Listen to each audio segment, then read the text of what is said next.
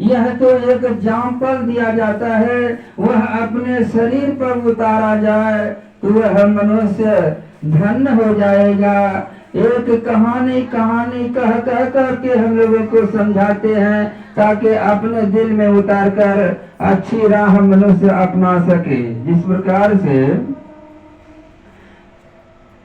बीरबल को बादशाह बोले कि देखिए, मैं 3 प्रश्न रखना चाहता हूँ, तीनों प्रश्न का उत्तर तुम्हें देना होगा। बीरबल को बोला कि तुम्हें यह प्रश्न का उत्तर देना होगा। कहते हैं कहिए क्या प्रश्न है आपका? तो प्रश्न यही है, भगवान करता क्या है, रहता कहाँ है और खाता क्या है? 3 प्रश्न बादशाह बीरबल से रख दिए। तो बीरबल सोचने लगा कि मैं क्या उत्तर दूं। सोचने के लिए 4 दिन का समय वह बीरबल ले लिया। 4 रोज में भी उनका कोई निदान नहीं निकला तो चिंतित में रहा। चौथे रोज अपना बेटी, बीरबल की बेटी कहते हैं, पिताजी आप आज न तो स्नान किए हैं न भोजन कर रहे हैं, क्या बात है? बीरबल अपने बेटी से कहते हैं, बेटी बादशाह जो है मुझे 3 प्रश्न दिए हैं उत्तर देने के लिए, लेकिन कोई उत्तर मुझे नहीं मिल रहा। इसके लिए मैं चिंता में हूँ, मैं क्या बतलाऊंगा बादशाह को। बेटी कहते हैं, पिताजी आप कौन सा प्रश्न आपको कहा है, जरा कह के तो बतलाइए।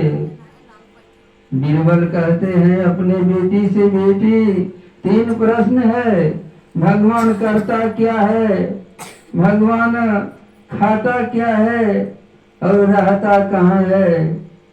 तो यही 3 प्रश्न है।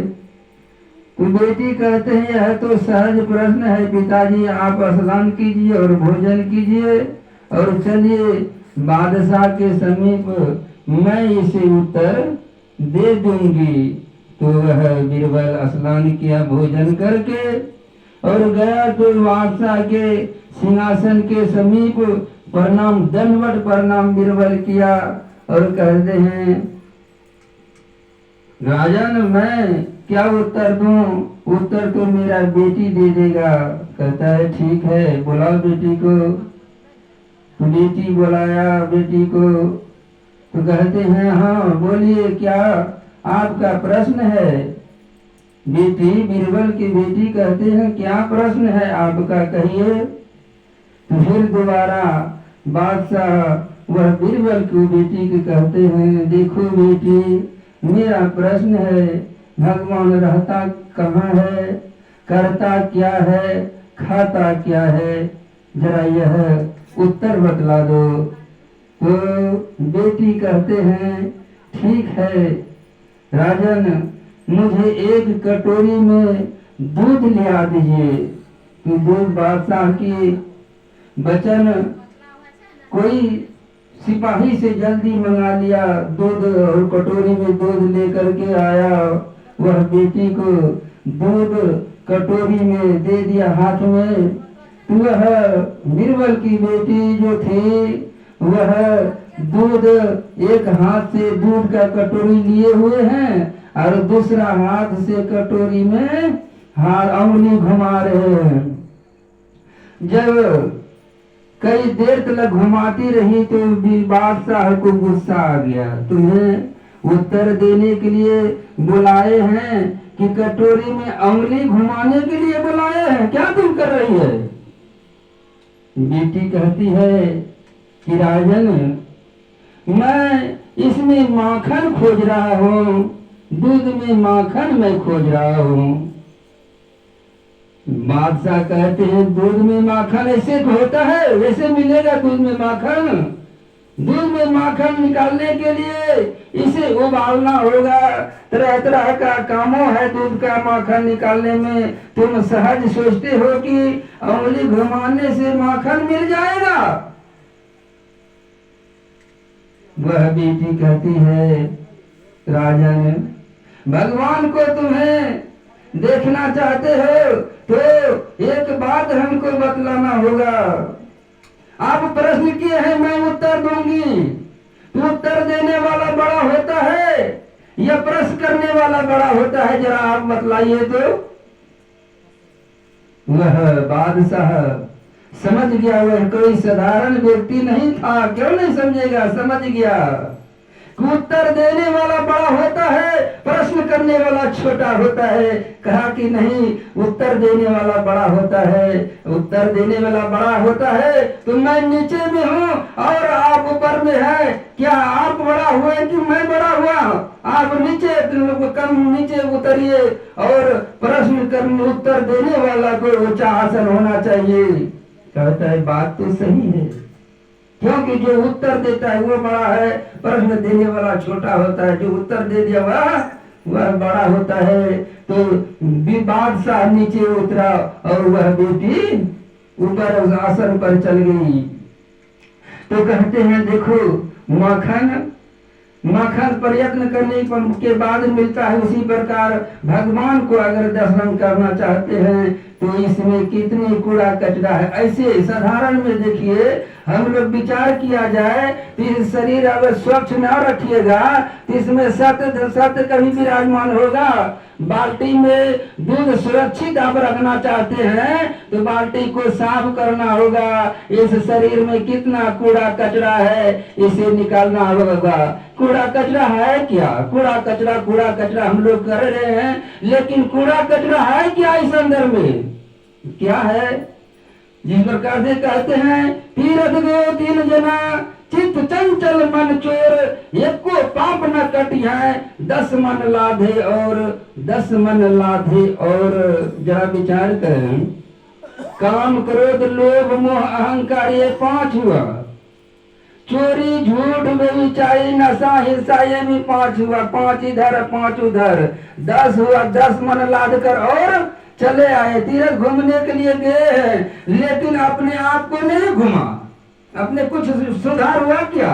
जिस प्रकार से हम गए उसी प्रकार रह गए, जहाँ से आया वही ही रह गए, कुछ बदलाव नहीं हुआ।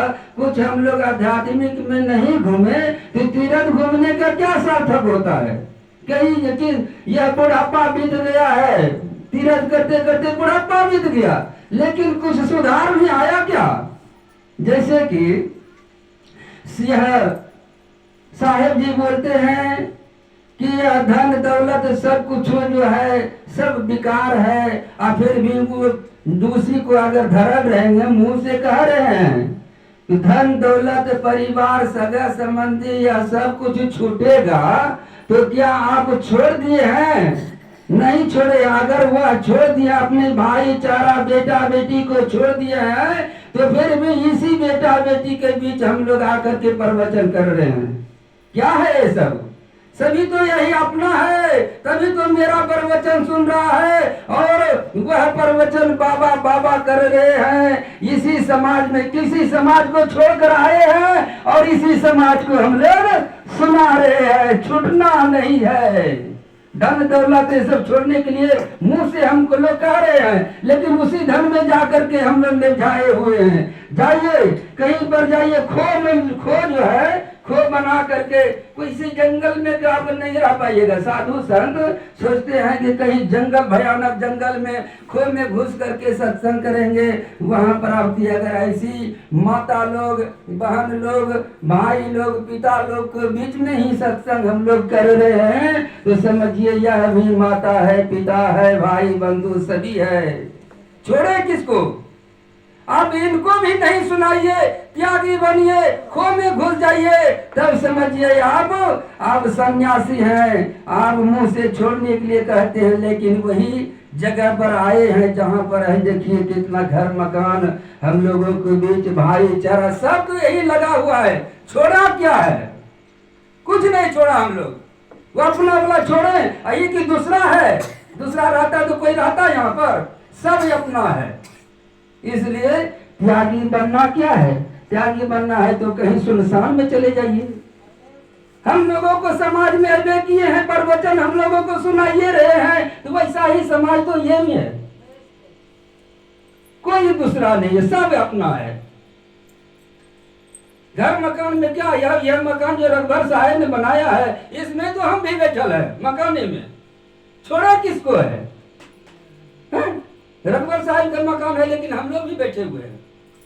कहीं पर जाइएगा प्रोग्राम करने के लिए ऐसा ही घर द्वार मिलेगा, वहां आपको आसन देगा, छोटा है आपको क्या? इसलिए सच्चा त्यागी बनेगा तो खो में रह जाइए और कोई चीज से दर्शन। किसी को प्रवचन हम क्यों सुनाएंगे? नहीं सुनाइए। अपने साधक में रहिए, साधना रहिए। आवागमन से छुटकारा चाहते हैं तो सब कुछ त्याग करके खो में घुल जाइए और वहीं पर आप विलीन हो जाइए, चाहे कुछ हो जाइए। लेकिन मेरी समाज की तरह आप प्रवचन सुनाते हैं तो समझिए आप इसी समाज में हैं। प्रेम से बोलिए सद्गुरुदेव की जय।